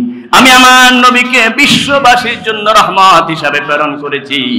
তোমরা যদি ব্যাংকে রহমত চাও, আজকে তো ব্যাংক খালি হয়ে গেছে, সেখানে যদি আবার রহমত ঢুকাইতে চাও, নবীর আদর্শ ঢুকাইয়া দাও। তোমরা যদি ব্যবসাতে রহমত চাও, শান্তি চাও, সেখানে নবীর আদর্শ ঢুকাইয়া দাও। একজন মেম্বার, চেয়ারম্যান, এমপি, মন্ত্রী সবার কাছে যদি শান্তি চাও, নবীর আদর্শ যারা মানে তাদেরকে তোমরা নির্বাচিত করো। যারা নবীর কথা বলে, যারা নামাজের কথা বলে, নবীর সুন্নতের কথা বলে, তাদেরকে নির্বাচিত করো। এই রহমতের যারা নবীর আদর্শ মানে, সেরকম 300 এমপি যদি সংসদ ভবনে যায়, সেখানে রহমতের কথা বলবে। শুধু তাই নয়, সংসদ ভবনে নবীর আদর্শ কায়েম করবে। সুবহানাল্লাহ। বাংলাদেশ যখন স্বাধীন হলো 1971 সনে, শুনলাম স্বাধীনতার পরে সোনার বাংলা। সোনার বাংলার স্থপতি বললেন, আমার কম্বলটা গেল কই? ডানে সুর, বামে সুর, সামনে সুর, পিছনে সুর, এটার নাম হলো সোনার বাংলা। তখন কিন্তু কম্বল চুরি হয়েছে। কিছুদিন পরে শুনলাম আবার আধুনিক বাংলা। আধুনিক বাংলায় আরো বেশি চুরি। এবার শুনলাম আমার বন্ধুগণ রূপের বাংলা, তারপরে শুনলাম ডিজিটাল বাংলা, বর্তমান কিছুদিন আগে চলছিল স্মার্ট বাংলা, ঠিক কিনা? সোনার বাংলা মানে কম্বল চুরি, রূপার বাংলা মানে আরো বড় চুরি। ডিজিটাল আর স্মার্ট বাংলা মানে চুরি নয়, কোটি কোটি ডাকাতি। সোনার বাংলা সোনা দিতে পারে নাই, রূপার বাংলা রূপা দিতে পারে নাই, আধুনিক বাংলা মুক্তি দিতে পারে নাই, ডিজিটাল বাংলা শান্তি দিতে পারে নাই, স্মার্ট বাংলা সুরের ডাকাতের কাহিনী ছাড়া, খুনের রাজত্ব ছাড়া আর কিছু দিতে পারে নাই। এবার আমরা 54 বছরে দেখেছি সোনার বাংলা, রূপার বাংলা, আধুনিক বাংলা, ডিজিটাল বাংলা, স্মার্ট বাংলা। আজকে সিরাতুন নবী থেকে জানিয়ে দিতে চাই, আমরা এখন আল কোরআনের বাংলা চাই। কি চাই? আল কোরআনের বাংলা চাই। রাজি আছেন সবাই? আল কোরআনকে সংসদ ভবনে পাঠাতে রাজি আছেন? 5ই আগস্ট বৈষম্য বিরোধী ছাত্ররা যখন গণভবনে নারে তাকবীরের স্লোগান দিল, বাংলাদেশের প্রত্যেকটা প্রত্যেকটা ইঞ্চি জমিন আল্লাহু আকবার ধ্বনিত প্রতিধ্বনিত হয়েছে, ঠিক কিনা? সেই গণভবনে শপথ অনুষ্ঠান হয়েছে কোরআন তেলাওয়াত দিয়ে, সুবহানাল্লাহ। কি সুন্দর একটা দৃশ্য, গণভবনে জামাত সহকারে নামাজ পড়েছেন আমার ছাত্র ভাইয়েরা, সুবহানাল্লাহ। আমার বন্ধুগণ, গণভবনে নারে তাকবীরের স্লোগান, গণভবনে জামাত সহকারে নামাজ, গণভবনে কোরআন তেলাওয়াত যেমনে শুনছি, সে গণভবনে আল্লাহর কোরআনের সংবিধান চায়, চায় কি চায় না?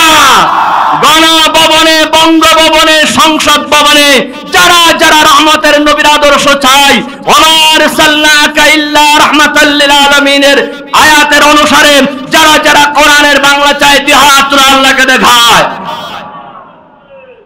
আল্লাহ আমাদেরকে কবুল করুন, আমাদের সংসদ ভবনকে কোরআন দিয়ে সাজিয়ে দিন, নবীর আদর্শ দিয়ে সাজিয়ে দিন, বলুন আমিন।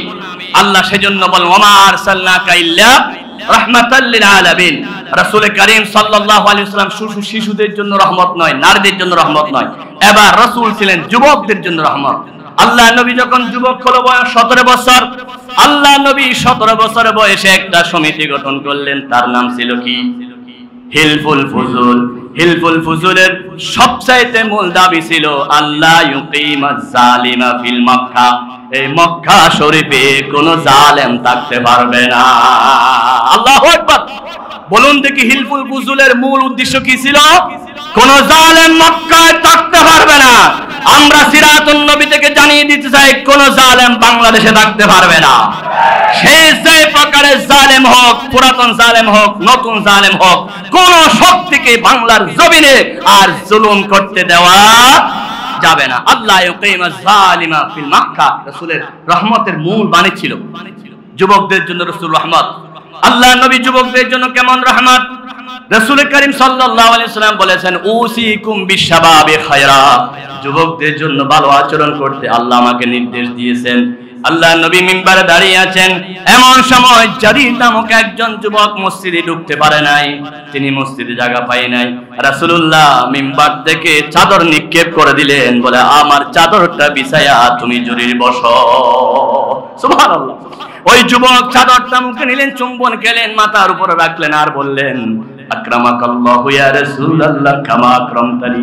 আল্লাহর নবী, আমি যুবককে আপনি সম্মান দিলেন, আপনি আমাকে সম্মান দিলেন, আপনার চাদরে বসার মতো সাহস আমার নাই। যেভাবে আমি যুবককে সম্মান দিলেন, তার চাইতে বেশি সম্মান আল্লাহ আপনাকে নসিব করুন। আমার রাসূল যুবকদেরকে তো বেশি মহব্বত করতেন, যুবকদের জন্য রহমত ছিলেন। রাসূল বলেছেন, আমি যখন কালিমার দাওয়াত নিয়ে আসলাম, বুড়ারা আমার সাথে বিরোধিতা করেছেন, যুবকরা আমাকে সহযোগিতা করেছেন। বাংলাদেশের এই নতুন প্রেক্ষাপটে সবচাইতে বড় অবদান হচ্ছে যুবকদের, ঠিক কিনা? 71 সনে বাংলাদেশ স্বাধীন করেছে যুবকদের রক্তের বিনিময়ে। 52 সালে বাংলাদেশের ভাষা বিজয় হয়েছে যুবকদের রক্তের বিনিময়ে, সুবহানাল্লাহ বলেন। আর 2024 সালে বৈষম্য বিরোধী ছাত্র আন্দোলনে যুবকরা বিজয় হয়েছে যুবকদের রক্তের বিনিময়ে, সুবহানাল্লাহ। শহীদ আবু সাইদ যুবক ছিলেন, মুগ্ধ যুবক ছিলেন। আমার বন্ধুগণ, এই যুবকরাই ইসলামের বড় অবদান রেখেছেন, বলে আলহামদুলিল্লাহ। আমার বন্ধুগণ, আল্লাহ নবী যুবকদের জন্য রহমত, রাসূল তেমনি মুরব্বীদের জন্য রহমত। আল্লাহ নবী বলেন, মাল্লাম ইয়ারহাম সাগীরানা ওয়া লাম ইউক্কির কাবীরানা ফালাইসা মিন্না। রাসূল বলেন, যে মুরব্বীকে সম্মান করে না, ছোটদেরকে আদর করে না, সে আমার উম্মত হতে পারে না। সুবহানাল্লাহ। রাসূলের একজন সাহাবী নাম ছিল হযরত আলী রাদিয়াল্লাহু তাআলা আনহু। মসজিদে ঢুকতেছেন, সামনে একটা মুরব্বী পড়ে গেল। ওই মুরব্বী আস্তে আস্তে হাঁটতেছে। আলী মনে করলেন, আমি যদি মুরব্বীকে সম্মান দিই, নবীর পিছনে নামাজ 1 রাকাত ছুটে যাবে। আল্লাহ নবীর পিছনে নামাজ কত মজা, আর মসজিদে নববীতে 1 রাকাতে হাজার হাজার রাকাতের সওয়াব। তিনি মনে করতেছেন, আমি যদি দেরি করে যাই নামাজ ছুটে যাবে, আবার যদি দৌড়ে যাই মুরব্বীকে ধাক্কা দিতে হবে। মুরব্বীকে ধাক্কা দিলেন না, তিনি মনে করলেন নামাজ ছুটে গেলে আমি আবার পড়বো, কিন্তু মুরব্বীর সাথে বেয়াদবি করব না। মুরব্বীর পিছনে আস্তে আস্তে গেলেন। একটা রুকু করতে যদি 2 মিনিট সময় লাগে, সেদিন আল্লাহর নবী 20 মিনিট রুকুর মধ্যে রয়ে গেলেন। আল্লাহ নবী নামাজ শেষ করে বললেন, আলী রে, তুমি একটা মুরব্বীকে সম্মান দিতে গিয়ে যখন নাকি আস্তে আস্তে হাঁটছো, আল্লাহ খুশি হয়ে গেছে। আল্লাহ বলেন, হে নবী, আলী মুরব্বীকে সম্মান দিচ্ছেন, আমি আরশ আজিম থেকে আলীর সম্মানে আপনি নবীকে রুকুর মধ্যে রেখে দিয়েছি, যতক্ষণ আলী আসবে না ততক্ষণ মাথা তোলা যাবে না। আল্লাহু আকবার। রহমত কুন নজর বরহা লজারম ইয়া রাসূল আল্লাহ, গরীবম বেনওয়ায়ম খাক সারম ইয়া রাসূল আল্লাহ। নবীজি প্রত্যেকটা বিষয়ের জন্য রহমত। নারীদের জন্য রাসূল কত রহমত, নারীদের রহমতের জন্য আল্লাহ রাসূল নারীদের জন্য পর্দার বিধান দিয়েছেন। আচ্ছা বলুন, পর্দার বিধান শান্তির জন্য নাকি গজবের জন্য? ডাক্তাররা গবেষণা করেছেন যে মহিলা পর্দা মানে সেই মহিলাদের শরীরে ক্যান্সার হবে না। সুবহানাল্লাহ। চামড়ার মধ্যে ক্যান্সার হবে না, যেহেতু সেই চামড়াটা পর্দার ভিতর থাকে। নারী যদি পর্দা ভিতর থাকে তাহলে সেই মহিলা থেকে নেককার আল্লাহর ওলি পরহেজগার বের হবে। বলুন সুবহানাল্লাহ। আপনারা শুনে আশ্চর্য হয়ে যাবেন, আমি জীবনে পড়েছি আল্লামা সাঈদী সাহেবের মা প্রতি 3 দিনে 1 খতম কোরআন শরীফ পড়তেন। আল্লাহ রাব্বুল আলামিন ওনার পেট থেকে বিশ্বমুফাসসির সাঈদীর মতো সন্তান দিলেন। সুবহানাল্লাহ। মা যদি পর্দানশীল হয় সন্তান আল্লাহর ওলি হয়, মা যদি দিনদার হয়, মুত্তাকি হয়, তাকওয়াবান হয়, সন্তানের অনেক মর্যাদা উঁচু হয়ে যায়। সুবহানাল্লাহ। এই পর্দার বিধান কোনো দেশীয় কথা নয়, পর্দার বিধান কোনো রাজনৈতিক বক্তব্য নয়। পর্দার বিধান হলো আল্লাহর কোরআনের সূরাতুল আহজাবের 33 নম্বর সূরা 33 নম্বর আয়াত, ওয়াকারনা ফি বুয়ুতিকুন্না ওয়ালা তাবাররাজনা তাবাররুজাল জাহিলিয়াতিল উলা। সেই পর্দার বিধান আমাদেরকে অবশ্যই মানতে হবে। আজকে বৈষম্য বিরোধী ছাত্র আন্দোলনের পরে বাংলাদেশ যখন নতুন স্বাধীনতার মুখ দেখেছে, যখন মানুষ পর্দার পক্ষে দ্বীনের পক্ষে চলে আসছে, সেই সময়েও বাংলাদেশের এক বেয়াদব গত 5 দিন আগে বিবৃতি দিয়েছে 1400 বছর পরে পর্দা নীতি মানা যাবে না। জোরে বলুন নাউজুবিল্লাহ। আমরা জানিয়ে দিতে চাই, বাংলাদেশ শাহজালালের বাংলাদেশ, বাংলাদেশ শাহপরানের বাংলাদেশ, বাংলাদেশ সুন্নতি শাহ হুজুরের বাংলাদেশ, বাংলাদেশ শাহ আব্দুল জব্বার শাহ হুজুরের বাংলাদেশ, বাংলাদেশ গারেঙ্গের বরজুল সুর হুজুরের বাংলাদেশ, এই বাংলাদেশ শহীদ আবু সাইদ মুগ্ধের বাংলাদেশ, বাংলাদেশ আল্লামা সাঈদীর বাংলাদেশ। এই জমিনে পর্দার বিরুদ্ধে কথা বললে বাংলাদেশের একজন মুসলমানও বরদাস্ত করতে পারবে না, পারবে না, পারবে না। ঠিক কিনা? যেই বেয়াদব পর্দার বিরুদ্ধে কথা বলেছে অতি সত্বর তার বিচার দাবি করি। ঠিক কিনা? অতি সত্বর তাকে চেয়ার থেকে নামাইয়া দিতে হবে। আমার আল্লাহ পর্দার কথা বলেছেন, পর্দার কথা বলেছেন, আল্লাহর ওলিরা পর্দা শিক্ষা দিয়েছেন। পর্দার বিরুদ্ধে কথা বলা মানে রাসূলুল্লাহ রহমতের বিরুদ্ধে কথা বলা। পর্দা যেখানে রহমত সেখানে। পর্দার বিরুদ্ধে কথা বললে আমরা কি সহ্য করতে পারি? আমার বন্ধুগণ, এই রহমতের নবীর শানে যখন জয় জয়গার বিশ্বব্যাপী, নবীর শানে যখন গান গায় আকাশ, নবীর শানে যখন গান গায় বাতাস, নবীর শানে যখন গান গায় পৃথিবীর সবকিছু, এমন সময় ওই 16 বছরের জালিমের আমলে শাহবাগ চত্বরে আল্লাহর নবীকে গালি দেওয়ার জন্য কিছু ব্লগার রেডি করে দেওয়া হয়েছিল। সেই ব্লগারের এক ব্লগারের নাম ছিল রাজীব হায়দার। সেই ব্লগার আমার নবীর শানে বিয়াদবি করেছিল। যেই ব্লগাররা রাসূলের বিরুদ্ধে কথা বলেছিল শাহবাগ চত্বরে, তাদেরকে দিনে 2 বেলা বিরিয়ানি খাওয়াতো, তাদেরকে পকেটে টাকা দেওয়া হতো। এবং যেই ব্লগার রাসূলের শানে বিয়াদবি করেছিল 2013 সালে শাহবাগে, সেই ব্লগারকে নাম দেওয়া হয়েছিল দ্বিতীয় মুক্তিযোদ্ধা। জোরে বলেন নাউজুবিল্লাহ। আমরা সেদিন বিরোধিতা করেছি। বাংলাদেশের লক্ষ লক্ষ আলেম সেদিন আল জাজিরা রিপোর্ট করেছে, হেফাজতের সেই অনুষ্ঠানে 70 লক্ষ মানুষ হয়েছিল। আল্লাহু আকবার। রাতের অন্ধকারে তাদেরকে বোমা মেরে শেষ করে দেওয়া হয়েছিল। আল্লাহ বেশি দূরে নয়, যেভাবে রাতের অন্ধকারে আলেমদেরকে হত্যা করেছে, আলেমদের চোখের পানি জমিনে পড়েছে। আল্লাহ রাব্বুল আলামিন 41 সাল পর্যন্ত পরিকল্পনাকারীকে 41 মিনিটও সময় দেয় না, শুধু জুলুমের কারণে। ঠিক কিনা বলেন?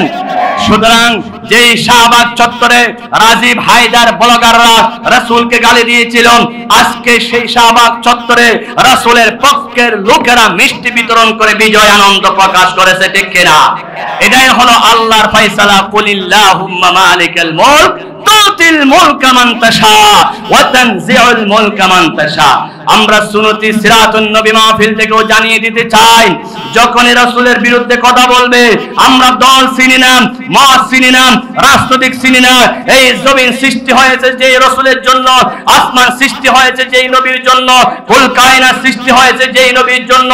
সেই নবীর বিরুদ্ধে যদি রাজীব হায়দারের মতো বেয়াদবের মতো কেউ কথা বলতে চায়, সেই নবীর বিরুদ্ধে যদি কোনো ব্লগাররা কথা বলতে চায়, সেই নবীর বিরুদ্ধে কোনো নাস্তিক যদি আওয়াজ জবান করে, বাংলার জমিনে লাখো লাখো মানুষ নিজের জীবনের রক্ত দিয়ে ওই ব্লগারের বিরুদ্ধে জিহাদ করতে হবে। কারা কারা যে জিহাদটা আল্লাহকে দেখায়।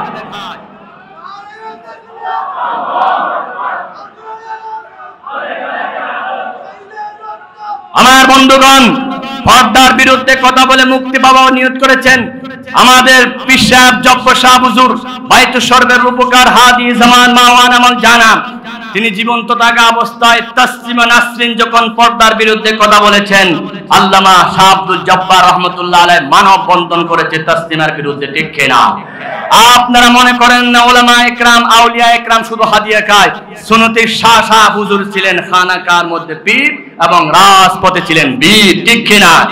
তিনি ওই সমস্ত নাস্তিক এবং ইসলামের দুশমনের বিরুদ্ধে সিরাতুন নবী কায়েম করেছেন। সুবহানাল্লাহ। এই সিরাতুন নবীর মাধ্যমে হাজারো নাস্তিকের খবর দেওয়া হয়েছে উলামা ইকরামদের জিহাদি বক্তব্যের মাধ্যমে, ঠিক কিনা বলুন? সুতরাং এই সিরাতুন নবী হচ্ছে রহমতের একটা অংশ, ঠিক কিনা? ওমা আরসালনাকা ইল্লা রাহমাতাল লিল আলামিন, রহমতের একটা অংশ হলো সিরাতুন নবী। আমার বন্ধুগণ, হিন্দুরা যখন মারা যায় হিন্দুদের সামনে একটা মন্ত্র পড়ানো হয়, লা ইলাহা ইল্লা হরিত পাপন ইল্লা ইলহা পরম পদম, জন্ম বৈকুণ্ঠ পর অপমতি তো জফিনা মুহাম্মাদম। আজীবন তো মুহাম্মদের বিরোধিতা করেছো, মৃত্যুর সময় তোমার মুখে আগুন দিয়ে জানাই দিচ্ছি এই মুহাম্মদের বিরোধিতা করার কারণে তোমাকে স্থায়ীভাবে জাহান্নামে জ্বলতে হবে। তুমি যদি মৃত্যুর সময়ও লা ইলাহা ইল্লাল্লাহ মুহাম্মাদুর রাসূলুল্লাহ পড়ে নাও, রাসূলুল্লাহ রহমতের কলিমা পড়ার সাথে সাথে 70-80 বছরের সব গুনাহ মাফ হয়ে জাহান্নামে সোজা জান্নাতে চলে যেতে পারে। বলেন না সুবহানাল্লাহ। আমার নবীজি কত বড় রহমত! আল্লাহ নবীর চরিত্র ছিল সুন্দর, নবীজি প্রত্যেকটা বিষয়ে রহমত। নবীজির সুন্নত মতে ঘুম গেল রহমত, নবীজির সুন্নত মতে খানা খাইলে রহমত, নবীজির সুন্নত মতে বাজারে গেলে রহমত, নবীজির সুন্নত মতে আপনি যা কিছু করবেন সব রহমত। সুবহানাল্লাহ। বিজ্ঞানীরা আজকে গবেষণা করেছেন এই যে নবীর সুন্নত মতে দাড়ি রাখা যারা রাখে তাদের 20 প্রকারের রোগ হয় না, কারণ দাড়ি রাখলে সেখানে রহমত তৈরি হয়ে যায়। সুবহানাল্লাহ। এই টুপি দিলে রহমত তৈরি হয়ে যায় অনেক দিক থেকে। রাসূল করিম সাল্লাল্লাহু আলাইহি ওয়াসাল্লাম খানার মধ্যে একটা রহমত, রাসূলুল্লাহ খানার মধ্যে 3 ভাগের 1 ভাগ খেতেন, পেটের মধ্যে 3 ভাগের 1 ভাগ খানা খেতেন, আরেক ভাগ পানি পান করতেন, আরেক ভাগ খালি রাখতেন। যারা এই পরিমাণ খানা খায় তাদের কোনো রোগ হবে না। সুবহানাল্লাহ। রাসূলুল্লাহর একটা রহমত হচ্ছে হাঁটার জন্য। আল্লাহ নবী হাঁটতেন, রাসূল করিম সাল্লাল্লাহু আলাইহি ওয়াসাল্লাম যে পরিমাণ হাঁটতেন সেই পরিমাণ হাঁটলে পরে কোনো ডায়াবেটিস রোগ হবে না। সুবহানাল্লাহ। রাসূল করিম সাল্লাল্লাহু আলাইহি ওয়াসাল্লামের সুন্নত মতো যদি কেউ পানি পান করে সেই পানি বিষে পরিণত না হয় রহমতে পরিণত হবে। দুইজন বন্ধু, একজন মুসলমান আর একজন হিন্দু, দুই বন্ধু রাস্তায় চলাচল করত। দ্বিতীয় বন্ধু হিন্দু বন্ধু বিবাহ করার পরে একদিন নিজের স্ত্রীকে বলে, oh my dear wife, give me 1 glass water. রাত 12টা বাজে, বলতেছে আমাকে 1 গ্লাস পানি দাও। স্ত্রী 1 গ্লাস পানি দিল। এবার স্বামী বলতেছে লাইটটা দাও। স্ত্রী বলতেছে এত রাতে ডিস্টার্ব করো না, পানি চেয়েছো পানি দিয়েছি, লাইটের কি কাজ? স্বামী আস্তে করে লাইট দিলেন, লাইট দিয়ে পানির দিকে দেখে বলতেছেন লা ইলাহা ইল্লাল্লাহ মুহাম্মাদুর রাসূলুল্লাহ। তিনি কলমা পড়ে মুসলমান হয়ে গেলেন। স্ত্রী বলতেছে এখানে কালমা পড়ে মুসলমান হওয়ার কি আছে? তুমি পানি চাইছো পানি দিয়েছি, লাইট চাইছো লাইট দিই নাই। ওই হিন্দু বন্ধু বলেন আমার একটা মুসলমান বন্ধু আছে, মুসলমান বন্ধুর একজন নবী আছে, রহমতের নবী মুহাম্মদুর রাসূলুল্লাহ সাল্লাল্লাহু আলাইহি ওয়াসাল্লাম। সেই রহমতের নবী বলেছে পানি পান করতে যদি 5টা সুন্নাত পালন করে এই পানি মানুষের জন্য রহমত হবে। 1 নাম্বার পানি পান করতে বসে পান করতে হবে, 2 নাম্বার দেখে পান করতে হবে, 3 নাম্বার বিসমিল্লাহ বলে পান করতে হবে, 4 নাম্বার 3 ঢুক করে পানি পান করতে হবে, 5 নাম্বার পানি পান করার পর আলহামদুলিল্লাহ বলতে হবে। এই 5টি সুন্নাত যদি পালন করে ওই পানিটা তোমার জন্য বিষ না গুনাহ হবে, রহমত হবে। আল্লাহ নবীর একটা সুন্নত, আমি হিন্দু হলো আমার জন্য রহমত। নবীর সুন্নত পালন করে আমি যখন পানি পান করার জন্য পানি দেখলাম, দেখতেছি একটা বিষাক্ত বিচ্ছু, ওই বিচ্ছুটা দেখে আমি আশ্চর্য হয়ে গেলাম। যদি নবীর সুন্নত না মানতাম তাহলে অবশ্যই আমি পানি পান করতাম, আমি মারা যেতাম, তুমি বিধবা হয়ে যেতা। যেই নবীর একটা সুন্নত পালন করার কারণে আমার জীবন বেঁচে গেল, সেই নবীর উপর কলমা পড়া ছাড়া আমার কোনো উপায় নাই। লা ইলাহা ইল্লাল্লাহু মুহাম্মাদুর রাসূলুল্লাহ সাল্লাল্লাহু मंबाए उल्फत बने और मादने शफकत बने, सारे आलम के लिए पैगंबरे रहमत बने। আমার নবী শুধু দুনিয়ার জগৎ রহমত নয়, আবার যদি কবরস্থানে যায় আল্লাহর নবী কিরকম রহমত দেখেন। কবরস্থানে যাওয়ার সময় নবীর নাম দিয়ে দিতে হবে, বিসমিল্লাহি ওয়া আলা মিল্লাতি রাসূলিল্লাহ। কোন নেতার নামে কবর দেওয়া হবে নাকি? হবে? কোন দলের নামে কবর দেওয়া হবে নাকি? সুতরাং আজকে থেকে তওবা করুন। এমন দল আমরা করব না যেই দলে নবী নাই, ঠিক কিনা? এমন দল আমরা করব না যেই দলে নামাজ নাই। এমন মেম্বার চেয়ারম্যানকে ভোট দেব না যারা নামাজ পড়ে না, ঠিক কিনা? অমুক ভাইয়ের চরিত্র ফুলের মতো পবিত্র, অমুক ভাইয়ের মার্কা কি বোতল ছাড়া আর কি, বোতল মার্কা দেখিয়ে ভোট দিবেন, হাসিয়া বোতল করে জিগজিগ ভোট দিবেন, ঠিক ঠিক। বোতল ভাইয়ের চরিত্র ফুলের মতো পবিত্র, নামাজ নাই এক ওয়াক্ত, শয়তানের ভক্ত, চুলে দাড়ি কম ভক্ত, গাঁজা খায় সব ভক্ত। সেই সমস্ত গাঁজাখোররা সংসদ ভবনে নাচ দিয়ে ড্যান্স দিয়েছে, গান দিয়েছে, সংসদ ভবনকে পর্যন্ত নাপাক করে ফেলেছে, ঠিক কিনা? আমার বৈষম্য বিরোধী ছাত্র আন্দোলন সেখানে নারে তাকবীরের স্লোগান দিয়ে ওই জালেমের নাফাকি থেকে মুক্ত করলো, সুবহানাল্লাহ। আমার বন্ধুগণ, নবী কেমন রহমত। কবরস্থানে দিতে গেলে নবীর নাম দিতে হয়। এবার কবরস্থানে প্রশ্ন করবে আপনাকে তিনটা, মার রব্বুকা ওয়া মা দীনুকা ওয়া মান নাবিয়্যুকা। বুখারী শরীফে আছে একটা প্রশ্ন করবে, ওয়া মান হাযার রাসূলুল্লাযী বুইসা ফীকুম, তুমি এই নবীকে চিনো কিনা? যদি কোন রহমতের নবীর উম্মত যদি বলে এটা তো আমার নবী, এটার জন্য সুন্নতি 19 দিন ব্যাপী সিরাতুন নবী মাহফিল হয়েছে, এটার জন্য আমি দাঁড়িয়ে রেখেছি, এই নবীকে খুশি করার জন্য সুন্নত মতো আমি আমল করেছি, এটা আবার নবী, আমি নবীর পাগল, এই কথা বলার সাথে সাথে কবরস্থানে আপনার জন্য কেমন রহমত চালু হবে। নবীজি বলেছেন, আফরিশুহু ফিরাশাল জান্নাহ আলবিসুহু লিবাসাল জান্নাহ ওয়াসকিনহু মাসকানাল জান্নাহ ওয়াফতাহ লাহু বাবাম মিন আবওয়াবিল জান্নাহ। নবীকে চিনার সাথে সাথে তোমার বিছানা হবে জান্নাতের, তোমার পোশাক হবে জান্নাতের, তোমার খাবার হবে জান্নাতের, তোমার জন্য জান্নাতের দরজা খুলে দিবেন। কিয়ামত পর্যন্ত ওই কবরে আরামে ঘুমাবা একমাত্র রহমতের নবীর উসিলায়। রাহমাতুল লিল খালক মুহদাতুল লাহুম তাশমালুল কুল্লি আলা কদরিল আমান। কবর জগতের শেষ, এবার হাসরের জগৎ। আল্লাহর নবী যে প্রত্যেক জগতে রহমত সেটা বুঝাচ্ছে। হাসর জগৎ যখন শুরু হয়ে যাবে আমার নবী কি রহমত, সুবহানাল্লাহ। হাসর জগতে আপনার বাবারা আপনার থেকে দূরে চলে যাবে। আল্লাহর কোরআন, ইয়াউমা ইয়াফিরুল মারউ মিন আখিহি ওয়া উম্মিহি ওয়া আবিহি, সময় একজন অপরজন থেকে দূরে চলে যাবে, সেটার নাম হাসর। হাসরের কথা বুঝাতে কষ্ট হয়েছিল, এখন আর বুঝাতে কষ্ট হয় না। হাসরের ময়দানে যেমন পালিয়ে যাবে, বাংলাদেশের ময়দানও নেতা পালিয়ে গেছে কর্মী ছেড়ে, ঠিক কিনা? আমি রাস্তা দিয়ে হাঁটার সময় একদিন দেখতেছি ডাস্টবিনে একটা ছেলে কুকুরে টানাটানি করতেছে। আমি চিন্তা করলাম, নিজের চোখে দেখতেছি পৃথিবীর শ্রেষ্ঠ জীব মানুষ, সেই মানুষকে কুকুরে টানাটানি করতেছে কেন? পরে খবর পেলাম একটা মহিলা খারাপ কাজ করেছেন, জেনা করেছে, অবৈধ সন্তান হয়েছে, অবৈধ সন্তানকে ফেলে মা চলে গেছেন, বাপ চলে গেছেন। কেন? সন্তানটা বৈধ না অবৈধ?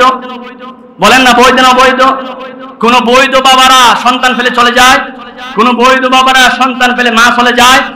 অবৈধ মা অবৈধ বাপ যখন সন্তান পেলে চলে যায়, বাংলাদেশে যারা 3 বার অবৈধ নির্বাচন করেছে বিকাশের মাধ্যমে এমপি হয়েছে, তারাই দেশের সবকিছু ফেলে চলে গিয়েছে, ঠিক কিনা? শুধু অবৈধ হওয়ার কারণে, বৈধ হলে কিন্তু পালাতো না, বলতো আমি এখানে থেকে যাবো, যেহেতু আমি বৈধ। ছেলে অবৈধ হলে যেমন মা বাপ পরিচয় দিতে চায় না, কর্মী এবং নেতা অবৈধ হলে হতে চাইলে সে আর পরিচয় দিতে চায় না। কিভাবে আমরা সেই রাজনীতি করতে পারি? কিছুদিন পর আমার আম্মা আসবে, কিছুদিন পর আমার দল আসবে, সবকিছু বুকাস কথা, অবৈধ কোনোদিন আর আসতে পারে না। আমার বন্ধুগণ, হাসরের ময়দানে সবাই সবার থেকে পালিয়ে যাবে, সমস্ত উম্মতরা যাবে আদম নবীর কাছে, আপনি আমাদের বাবা, আমাদের জন্য দোয়া করুন, সুপারিশ করুন। আদম বলবে লাস্তুকুনাকুম ওয়া ইয়াজকুরু খাতিয়াতুহু। নূহ নবী বলবে আমি পারবো না। ইব্রাহিম নবী বলবে আমি পারবো না।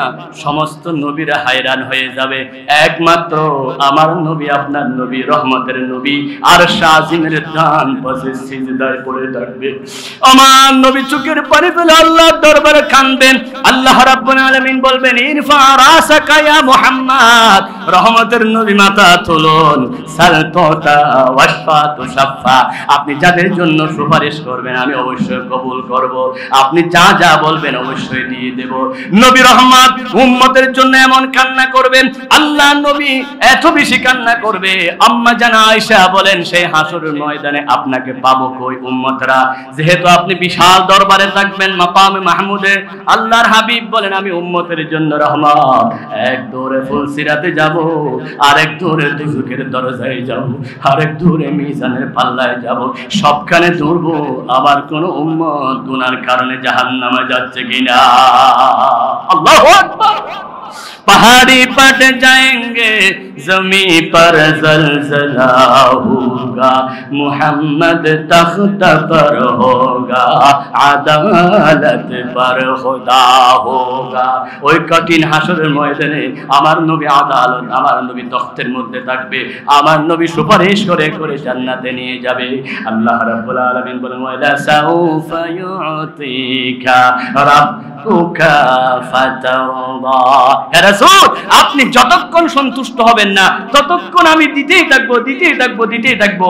আল্লাহ রাব্বুল আলামিনের কাছে দোয়া করি, আল্লাহ সেই রহমতের নবীর অনুসরণ না করায় আমাদেরকে মৃত্যু দিও না। যেই রহমতের নবীকে মৃত্যুর সময় লাগবে, যেই রহমতের নবীকে কবর লাগবে, যেই নবীর রহমতের নবীর সুপারিশ হাসরে লাগবে, সেই নবীর সুপারিশ আমরা পেতে চাই কি পেতে চাই না? চাই কি চাই না? আমার বন্ধুগণ, শেষ কথার দিকে আমি যাচ্ছি। শেষ কথা হচ্ছে, আপনি যদি সারাদিন বোতল মার্কার মিটিং করেন, বোতল ভাইয়ের চরিত্র বলে মতো পবিত্র, সারাদিন যদি বোতল ভাইয়ের পক্ষে থাকেন, সন্ধ্যাবেলা যদি গোলাপ ফুল মার্কা পার্টির কাছে চা খেতে যান, চা দিবে নাকি মুখে নিবে? সারাদিন তুমি বোতলের পক্ষে মিছিল করেছো, মিটিং করেছো। আপনি যদি পুরো দুনিয়ার রাসূলুল্লাহর জীবন বাদ দিয়ে ধর্ম নিরপেক্ষ মতামত করেন, আপনি যদি জাতীয় দল করেন, আপনি যদি অমুক দলের নেতা হন, অমুক দলের কর্মী হন, আপনি কবরে নবীর দেখা, সবখানে নবীর সুপারিশ আমাদেরকে নসিব করুন। নসিব করার জন্য পুরা দুনিয়ায় নবীর সুন্নত মতো আমাদেরকে চলতে হবে, ঠিক কিনা? যারা দুনিয়ায় নবীর সাথে থাকবে, কবরে হাসরে নবী তাদের সাথে থাকবে, ঠিক কিনা? আল মারু মা মান হাব্বা, তুমি যাকে মুহাব্বত করো তার সাথে তোমার হাসর হবে। শেষ কথা হচ্ছে, আজকে সিরাতুন নবী এই বিশাল মাহফিলে আমরা ওয়াদা করি, নবীর কথা যারা বলে না, নবীর নেতৃত্ব যারা মানে না, সেই দলের কর্মী আমরা হতে পারি না, পারি না, পারি না। আজকে থেকে শুনো, আজকে থেকে সবাইকে বলতে হবে আমরা কার সৈনিক? রাসূলের সৈনিক। যে দলের মধ্যে রাসূলের নামে বক্তব্য দেওয়া হয় না, যে দলের মধ্যে রাসূলের সৈনিক বলা হয় না, যে দলের মধ্যে নেতার সৈনিক বলা হয়, সেই দল মুসলমানদের জন্য করা জায়েজ নাই, হারাম, হারাম, হারাম, ঠিক কিনা? আমরা এমন দল করব যে দল আমার রাসূল আছে, যে দল আল্লাহ আছে, যে দলের কথা সংসদ ভবনে গেলে এক বিন্দু পরিমাণ দুর্নীতি থাকবে না, চুরি ডাকাতি থাকবে না, কোরআন দিয়ে দেশ চলবে, কোরআন দিয়ে মেম্বার, চেয়ারম্যান, এমপি, মন্ত্রী সবকিছু যদি আমরা পাঠাতে পারি, তাহলে সংসদ ভবনে যেমন আল্লামা দেলওয়ার হোসেন সাইদি সাহেব শিরিকের বিরুদ্ধে বক্তব্য দিয়েছিলেন, 50 বছর তিনি শিরিকের বিরুদ্ধে ওয়াজ করে যে উপকার করতে পারে নাই, শিরিক বন্ধ করতে পারে নাই, সংসদ ভবনে শিরিকের বিরুদ্ধে একটা বক্তব্য দিয়ে সাথে সাথে সংসদের গেটকে ভেঙে দেওয়া হয়েছে। যতদিন পর্যন্ত আল্লামা সাইদি সাইদি সাহেব কবরস্থানে এই সংসদ বিরোধে, সংসদ ভবনে শিরকের বিরুদ্ধে আন্দোলন করার কারণে সওয়াব যেতেই থাকবে, যেতেই থাকবে, যেতেই থাকবে, ঠিক কিনা? সেই সংসদ ভবনে কোরআন এবং সুন্নাহ দিয়ে যদি আমরা আইন কায়েম করতে পারি, আমাদের দেশটা হবে কোরআনের বাংলা। থাকবে না চুরি, থাকবে না ডাকাতি, থাকবে না খুন, থাকবে না রাহাজানি, রহমত সবখানে প্রতিষ্ঠিত হয়ে যাবে। ওয়ামা আরসালনাকা ইল্লা রাহমাতাল লিল আলামিন। আল্লাহ রাব্বুল আলামিন এই সুন্নতি সিরাতুন নবী থেকে, সিরাতুন নবী শিক্ষা থেকে আমাদের দেশটাকে, সমাজটাকে, ব্যক্তিগত সব কিছুতে রহমত যাতে আমরা কায়েম করতে পারি, সেই তৌফিক আল্লাহ আমাদেরকে দান করুন। হাযা মা ইনদি ওয়াল ইলমু ইনদাল্লাহ ওয়া মা তাওফীক ইল্লা বিল্লাহ। আসসালামু আলাইকুম ওয়া রাহমাতুল্লাহি ওয়া বারাকাতুহু।